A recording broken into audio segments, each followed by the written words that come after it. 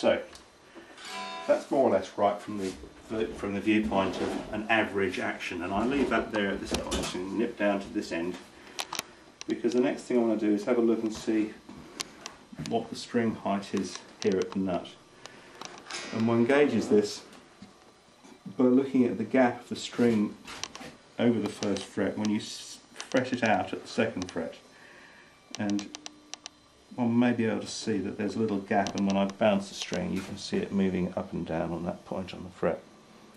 Now realistically this should be just off that fret, so that when you tap it there's that tap noise, but tapping it very lightly.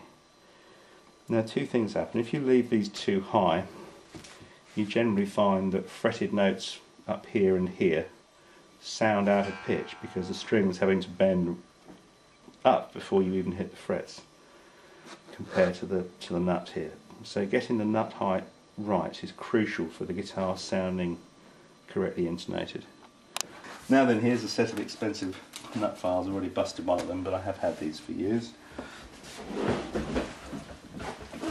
So that action is a wee bit high on that point, and the strings were catching in the nut when we were tuning and detuning earlier on. And again, looking in the nut, there's a little bit of black and crud there where it hasn't been done properly. So a little bit more light on this. I think it's just sort of worth highlighting again that this guitar is really straight out of the box. So absolutely. I mean, you never get these things cut to spot on from new, unless you happen to buy an expensive guitar from a luthier or from manufacturers who generally get it right. And you're wondering how much I cut. Well, the answer to that is enough. And I think just a tiny bit more off that. When we talk One really doesn't try to overcut these, but it's not an entire disaster if you do, because these are generally made of acrylic. Well, lo and behold, super glue, as we have here in a pot, is also a type of acrylic, and therefore one can repair them. I was going to say, when we talk about fine tuning, I mean we really are talking about fine adjustments now, aren't we? But this is why, you know, if it was coming from the factory setup with somebody like me doing it to spot on, you'd have to charge a lot more for the guitar. Absolutely. And it's easier in the end to find one that plays more or less right, and then bring it to someone like me or anybody equally able to make the thing play properly. So that's more or less where I want this to be now. I don't know if you can see that gap is now much less, and so when I'm just touching the string you can hear it pinging onto the fret. That's about right. And it's, you know, it is, there's no set height for this. It's what suits the neck on any particular guitar, because no two necks are the same. Oh. Even if you get a dozen Gibsons or a dozen of these, you'll find that the necks always pull fractionally different, and it's because they're made from different pieces of wood. Simple as that. And so setting any guitar up to these statutory, it's got to be that height here and that height here and that height here and blah blah blah, as the factories tell you, is a bit of a misnomer really. You're getting broadly the right figures, but you're not getting it right. And getting it right is doing it the correct way like this. Each of these files is gauged to different string sizes, so I'm matching the width of the string with each of these nut files. Pays to be careful with these, as I said, they cost a fortune. I don't quite know why, but they do.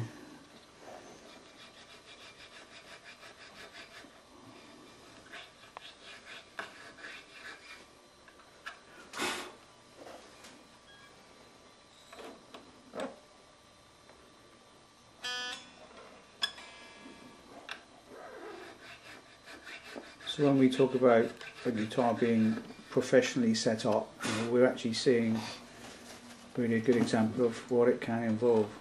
You know, this is what it should involve from anybody who knows what they're doing with a guitar. Fraction more out of this one. Of course, if you get these too low, then you instantly find that it rattles like a pig as soon as you play it, and there's nothing for it but to fill up the slots and recut them. And a bit of a trade secret here is that Martin, for example, use a material called corian for their nuts, which in fact is kitchen sinks around. And if you go down to your local kitchen suppliers, you'll be able to get little offcuts where that's a rather grubby lump. Wow. And here's another piece that I've bought earlier, you know, and you simply file it into a fine dust, fill up the slot with it, add some super glue, compress it, let it set, and recut it. And it's more or less the same material as you've got in there. Perfect? No, but a very effective fill up? Yes. So one tries not to overcut these things, but sometimes they arrive and they're undercut, so you've got no choice but to fill them up. But if you take your time and do them slowly rather than rushing at it, you get them just tickety-boo rather than the opposite.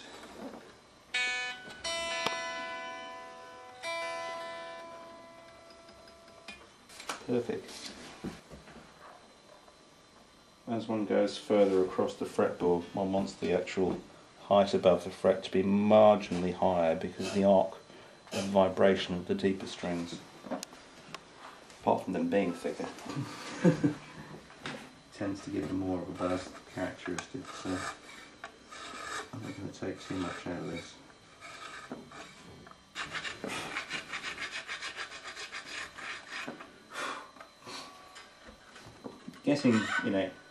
Getting this absolutely right is crucial for intonation, but also crucial for the feel of the guitar. The further you've got to press the strings onto the fret, the stiffer the guitar feels. And if you've got a very heavy playing style, you might want it that way, but very few people realistically do. Most people want them to play quite easily. And if you want to stiffen it up, use slightly bigger strings with the nut cut properly. Is my advice.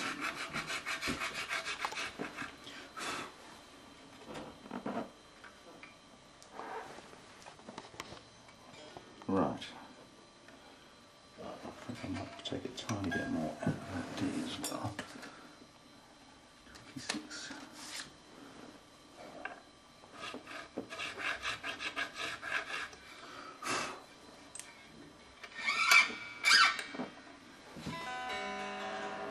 Tuning's all way off again now, so we've got to put that right. Let's just put these away so I don't lose them.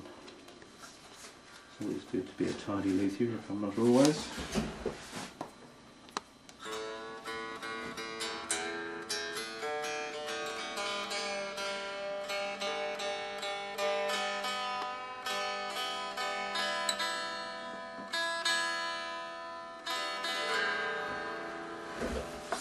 Most of the dust off there. Now, at this point one may consider the fact that because we've now lowered the strings at this end, again the angle of pull, the intrinsic cantilever that a string has to pull the neck into a bow, is reduced. And what we'll probably see when we look down the neck is that the neck will have appeared to have moved backwards on the truss rod. And I might have to loosen the truss rod relay again at this stage, so let's have a little look and see. Actually, as it happens, not particularly with this guitar, it's actually probably sat about right now. But that's quite a common thing, and of course with the action lower this end, that action's lower all the way along, so suddenly without adjusting the bridge it suddenly appears quite a lot lower up here as well. Now, that being the case, it may be that that's starting to fret out because the whole of the action is now slightly too low because it's come down here. So we give a little bit more height on here, just a bit. Do the tuning again.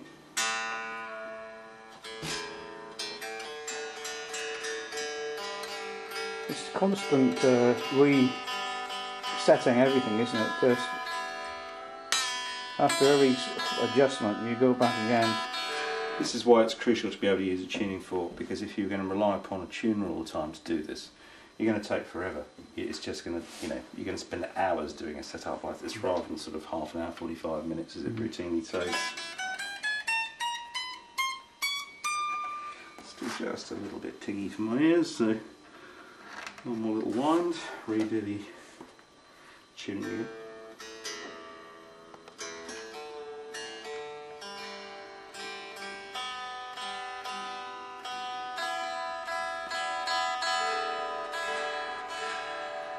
This tuning fork lark is is an acquirable skill. All you can do is practice, you don't need perfect pitch to do that.